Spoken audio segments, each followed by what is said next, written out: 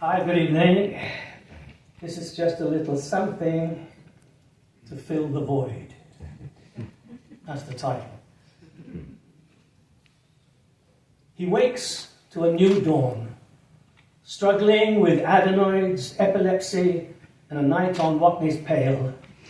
The bard of old Cotswold sniffs a new challenge. His renaissance has brought him a thing called a laptop. Could it free him from the tyranny of pencil and paper? Keep close while his day unfolds. Sap rises through the capillaries of larch, sycamore and rogue Leylandii in the gardens of bungalows up the Slab Road. Feel it surge to cloudy climax in the stained and swiveled seats of the Stroud Job Centre Plus. You can hear legions of ancient jobless shuffling on the hard pews of the old labour exchanges. Never in the history of mankind was so much owed to so many by so few. But today, a multinational cartel will inform Frankie Flecker of his vocational invalidity via WhatsApp. He gets the sack. Gold Top will soon be a creamy memory, and the out-of-town retail malls will flourish as never before. Marjorie May breasts Purtus parsnips on the manicured step of a Grade 2 listed eco-bungalow, opens up her lungs and shouts her order to the last milkman ever to grace our mornings. 10 vegetable samosas, chicken jalfrezi, large panty liners, lottery ticket, smartphone top-up, tampons, tights, touched by Titchy Witchy, and a pint of semi-skimmed, non-dairy. As Marjorie breakfast, Percy Proudfoot, postman for half a century, soon to be scrap-heaped in favour of a drone, arrives with its final blog. Had a read of your letters for you, Marge. Bridge Gas doubles your direct debit. Barclays encloses a cheap biro. Other news, Vicar's pregnant again. So much for immaculate contraception, eh? Ancient fossils discovered at Town Hall. Nothing new there. The morning sun hits Marjorie full in her freshly lifted face. Bearded now, she stops husband Harry. Where do you think you're going? Harry lists his multitasks. Open up emails, texts and tweets, check credit rating, retweet retweets, Facebook, twiddle twinkie, and twaddle twat. An app takes him to a cloud. Where Marjorie's mam mangled sheets on Mondays in the backyard, bucking and broiling on a bubbling Burko, now Marjorie selects her Hotpoint Eco program, clicks on her brain, and contemplates another digi-day. Morning has broken, like the first morning. Blackberries have spoken. Flat screens burble out the news from where you are, which is a very, very long way from where they are. With the extra care, compassionate senior living capsule, old Rosie needs the toilet bad, having succumbed to a boil-in-the-bag kipper in the night. Those ancient bowels can no longer take with ease the ease in that there kipper. Care coordinator, Dawn Dunnett, explains she's there exactly 15 minutes and not a second longer. It's called a slot. Rosie's in a slot, and Dawn's on a 0-hour contract offering multiple employment possibilities. She needs 4 jobs to pay the rent.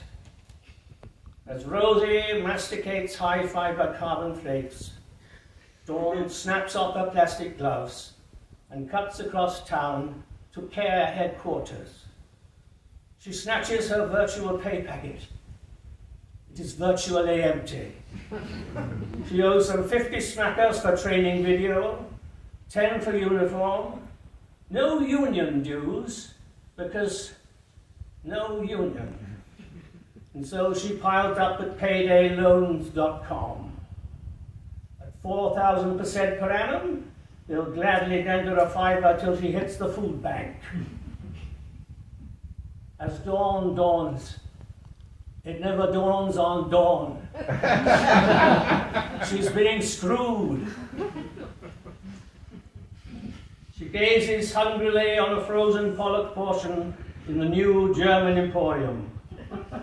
Skulking thin and pie-eyed, clapped, sainted, screwed and sanctioned, she rubs gingerly in the bins, dreaming of crusty cobs, harvest twisters, soft baps, and seeded bloomers. She picks up a bimbo. Where once stood Hogg's Family Bakery, there is little left. In the snug, our famous author wipes tears from his eyes. Try as he may, he'll never understand how his beloved muse, that brought him a rose-covered cottage and piles, could desert him. This lappy-toppy thingamy just won't cut the Colemans. He stabs desperately at the screen. It shatters to a million shards. Simultaneously, a shot rings out from a holy aisle in the temple of Tesco. A fun-sized can of fruit cocktail has exploded. Young Billy Corker dropped it. Billy is grateful for his experience, his work experience. He's experiencing the work experience for which his life experience has prepared him. Shelf stacking, an innate skill, a mystery, reserved solely for the young and inexpensive. The manager is of the opinion that his work-life balance is incorrectly correlated.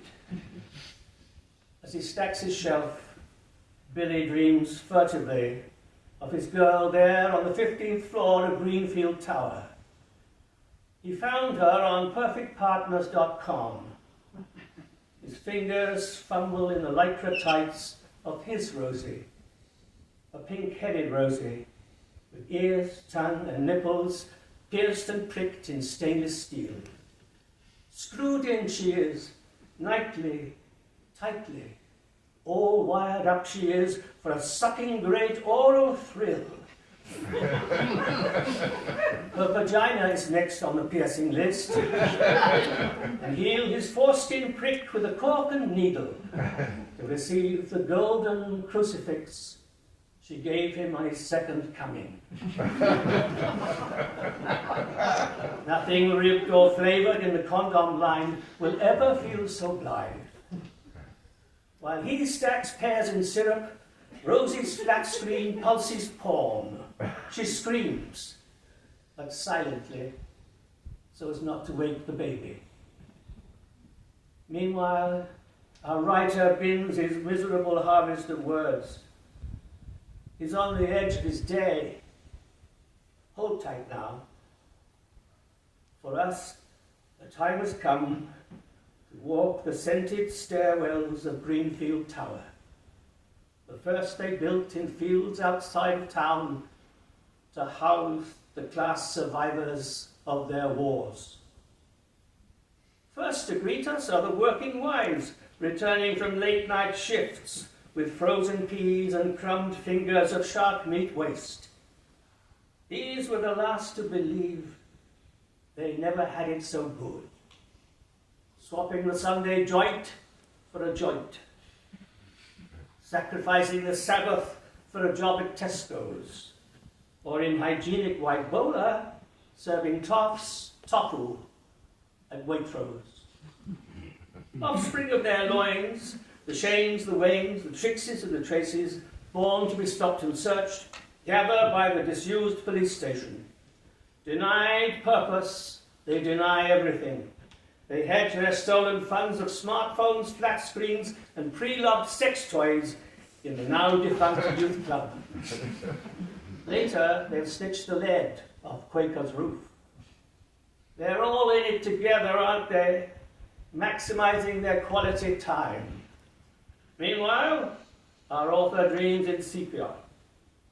Red-haired girls scamper under its famous haywains, drunk with similes, metaphors, and onomatopoeias. Surely some revelation is at hand. Hang on. A germ just entered his head. He's clearly shaken. Have they concreted his valley? Is the Watney's warm? He grabs the bedside pan. He grabs the bedside pen. Will it be a tale of lusty boyhood? Will there be verses where time piles up hills like pumpkins? Be careful what you wish for. Poetry can be more deceitful than black Afghan, brown rocks, or Fry's cocoa. He rises, he turns, we follow. He's nippy, mind, quick, before he's gone forever. He can't stay long. Where Sladbrook meets the Frome and flows with Stroud waters to the sea, folks are a-gathering. He's there with everyone he's ever loved, looking like 1.5 pounds of old knitting. He's asked to say a few words, something to fill the void.